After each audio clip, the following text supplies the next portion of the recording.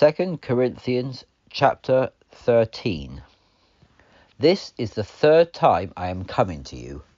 In the mouth of 2 or 3 witnesses shall every word be established.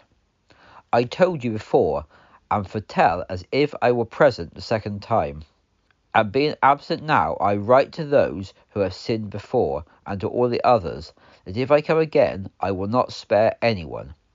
Since you seek proof of Christ speaking through me, who towards you is not weak, but is mighty in you. For though he was crucified through weakness, yet he lives by the power of God.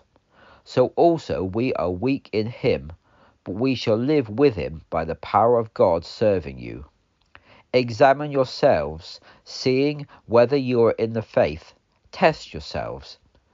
Do you not know that Jesus Christ is in you, unless indeed you are disqualified? I trust that you will know that we are not disqualified. Now I pray to God that you do no evil, not that we should appear approved, but that you should do that which is honourable, whether or not we seem disqualified. For we can do nothing against the truth, but only for the truth.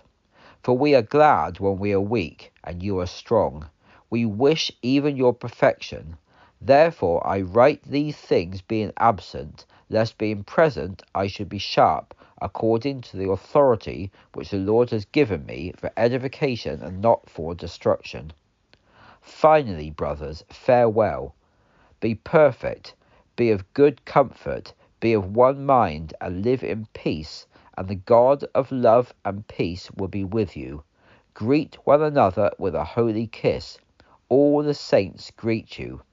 The grace of the Lord Jesus Christ, and the love of God, and the communion of the Holy Spirit be with you all. Amen.